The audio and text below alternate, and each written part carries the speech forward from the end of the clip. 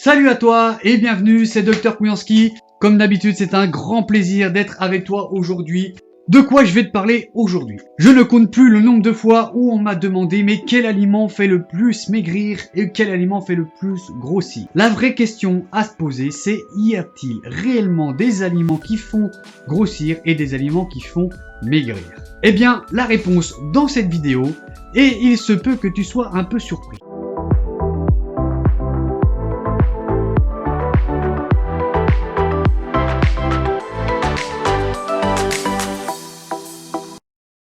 Pour répondre à ces questions, je vais devoir t'expliquer les bases de la thermodynamique. Je connais pas ce mot-là.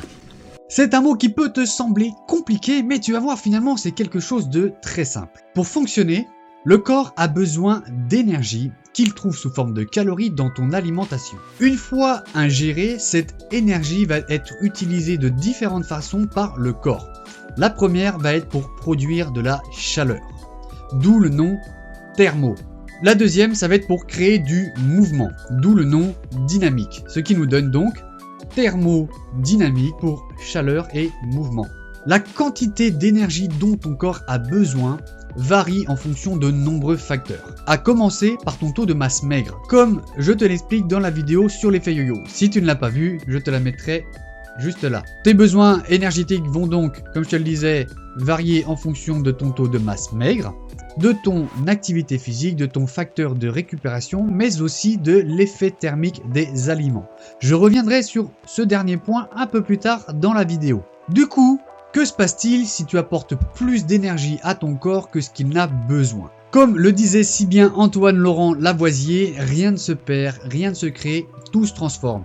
L'énergie excédentaire que tu vas apporter à ton corps va donc simplement être transformée en graisse pour se créer une réserve d'énergie disponible en cas de besoin. Du coup, si tu ne veux pas grossir, c'est très simple, il te suffit simplement de faire concorder ton apport énergétique aux besoins énergétiques de ton corps.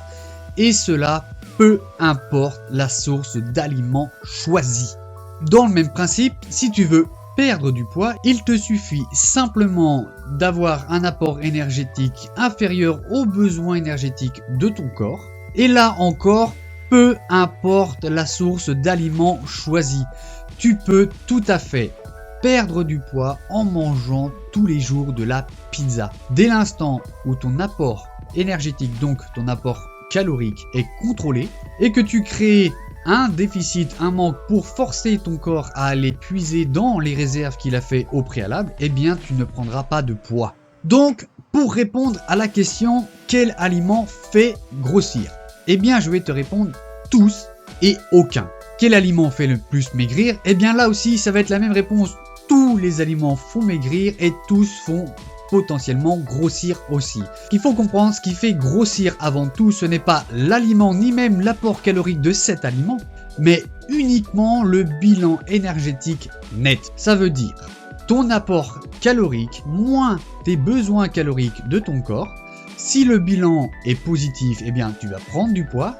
Si le bilan est négatif, tu vas perdre du poids. Et si le bilan est à 0, eh bien ton poids ne bougera pas. Mes amis, pourquoi faire attention à ce qu'on mange si finalement ça n'a aucun impact sur son poids dès l'instant où je contrôle mon apport calorique? Très bonne question mon cher Fred. Il est vrai que partout tu vas voir ou entendre qu'il ne faut pas manger du tout de sucre, pas de gras, pas de ci, pas de ça pour perdre du poids. Alors dans un premier temps, je te conseille de prendre tous ces petits conseils à la noix, que ce soit d'éviter le sucre, d'éviter le gras, d'éviter ce que tu veux. Tu les roules en boule, tu les trempes dans l'huile, tu les trempes dans l'eau, ça te fera un escargot tout chaud que tu vas manger avec du beurre persillé parce que c'est bon sa mère. Un peu plus sérieusement, il y a plusieurs choses que tu dois prendre en compte quand tu choisis ta source alimentaire. La première et la plus importante de tous, c'est tous les besoins que ton corps a pour être en bonne santé et fonctionner correctement. Je ne t'apprends rien en te disant que le corps a besoin de vitamines, de minéraux, de fibres, de protéines, de lipides, de glucides. Tout ce qu'on appelle les nutriments, les micronutriments. Il est donc très important d'orienter la majeure partie de ton alimentation vers des aliments qui vont fournir tous ces nutriments et micronutriments dont ton corps a besoin pour être en bonne santé et fonctionner correctement. Si ton alimentation n'est pas variée et constituée essentiellement de malbouffe, eh bien tu vas créer de nombreuses carences avec le temps qui vont avoir des répercussions sur ta santé et ton poids. La deuxième chose à prendre en compte, c'est la densité calorique et l'indice de satiété des aliments. Ouais, c'est pas faux. Oula, là t'as bugué. Hein, là j'ai dit indice de satiété. Densité calorique, je l'ai vu là. T'as bugué. Là encore, c'est des termes qui peuvent sembler compliqués, mais qui finalement représentent quelque chose de vraiment très simple. La densité calorique, qu'est-ce que c'est? C'est le nombre de calories que contient un aliment par gramme. Il est généralement exprimé au 100 grammes et c'est beaucoup plus simple de calculer au 100 grammes. Donc, plus un aliment va avoir de calories au 100 grammes, plus il a une densité calorique importante. Par exemple, prenons les huiles. Plus précisément, l'huile d'olive. L'huile d'olive, c'est 899 kcal par 100 grammes d'huile. Si on compare ça à de la laitue par exemple, la laitue, elle, est à seulement 15 kcal au 100 grammes. À calories égales, tu vas pouvoir consommer 60 fois plus de laitue que d'huile d'olive. Donc pour obtenir 899 calories de laitue, tu vas pouvoir manger jusqu'à 6 kg de laitue. L'indice de satiété des aliments, quant à lui, n'est pas réellement quantifiable. Il est simplement estimable en fonction de la densité calorique d'un aliment, de sa teneur en fibres et en eau. Plus un aliment va avoir une densité calorique faible et un apport en fibres et en eau élevé, plus il va avoir un indice de satiété élevé. L'indice de satiété, c'est-à-dire la diminution de la sensation de faim. Tu te doutes bien que entre 100 grammes d'huile et 6 kg de laitue, tu vas être bien plus rassasié avec les 6 kg de laitue que les 100 grammes d'huile. Donc, si tu es une personne avec un gros appétit mais des besoins caloriques faibles, moi je te conseille d'orienter la majeure partie de ton alimentation vers des aliments avec une densité calorique faible.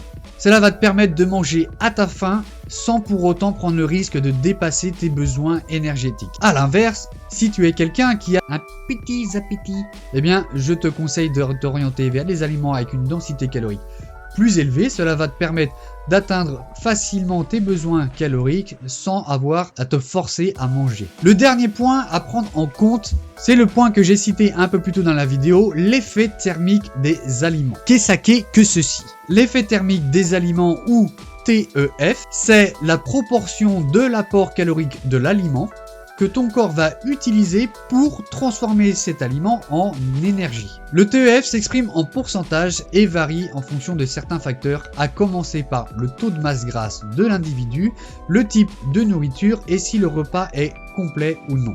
Le TEF des graisses alimentaires et des glucides est beaucoup plus faible chez les personnes en surpoids et peut atteindre jusqu'à 15% chez les individus plus secs. Il n'y a que pour les graisses saturées, dit les mauvaises graisses, bien qu'elles ne soient pas si mauvaises, où le TEF est légèrement plus bas, que ce soit pour les personnes en surpoids ou même les personnes plus sèches. Le TEF des protéines, quant à lui, monte à 20% et ce, peu importe le taux de masse grasse de l'individu.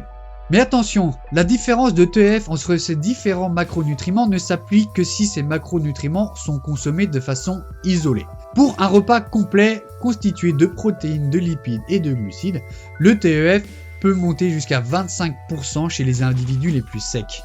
Cependant, comme je te l'ai dit plus tôt, le TEF varie en fonction du type d'aliment. Donc, un repas complet constitué uniquement d'aliments transformés et industriels aura un TEF presque 2 fois moins important qu'un repas complet constitué d'aliments entiers et non transformés. Qu'est-ce que ça représente ces pourcentages? Admettons, on prend un repas complet pour un individu sec, constitué d'aliments entiers et non transformés. Il va avoir un TEF de 25%. Ça veut dire que 25% de l'apport calorique total du repas va être utilisé par le corps pour métaboliser le repas en énergie. Ce qui veut dire que pour un repas, admettons, de 1000 calories, eh bien tu vas pouvoir déduire 250 calories de ces 1000 calories-là de ton apport. Tu l'auras compris. Bien que, théoriquement, il n'y ait aucun aliment qui fasse grossir ou maigrir, il est tout de même important d'avoir une bonne sélection des aliments, que ce soit pour ta santé en évitant un certain nombre de carences, mais aussi pour ton poids. Je te conseille d'orienter 70 à 80% de ton choix alimentaire en te basant sur les 3 principes que je t'ai cités auparavant. Une fois que tu as ces 70 à 80% de ton apport calorique total orienté vers ces aliments-là, eh bien il te reste entre 20 et 30% de ton apport calorique disponible pour manger ce que tu veux. Donc ta part de pizza ou même plus tous les jours en fonction de tes besoins caloriques, ta petite glace, tes petits bonbons, un peu tout ce que tu veux. En vrai dire, tout ce qui compte, c'est ta balance calorique, comme je te l'ai expliqué, ton bilan énergétique net. Ce genre de stratégie alimentaire est idéal pour être sûr d'apporter à ton corps tout ce dont il a besoin, tout en ayant son plaisir tous les jours et ne pas avoir la sensation de se priver. C'est très important pour tenir sur la durée. Donc, il ne faut pas que tu vois la nourriture comme une contrainte ou comme un régime, mais plutôt comme un moyen de fournir à ton corps les ressources dont il a besoin. Voilà, cette vidéo est terminée. J'espère avoir répondu à bon nombre de tes questions et que tu vas enfin pouvoir sortir de ces clichés des aliments qui font maigrir ou grossir. On se retrouve très bientôt pour une prochaine vidéo. D'ici là, porte-toi bien et n'oublie pas ma devise, no train, no game. Bisous bisous.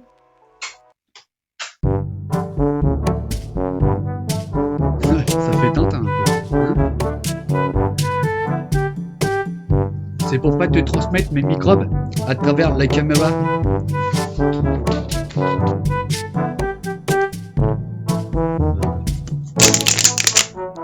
Oh bah qu'est-ce qu'il fait là lui? Ces petits conseils. Là. Pas possible d'être con comme ça. Vas-y, abonne-toi.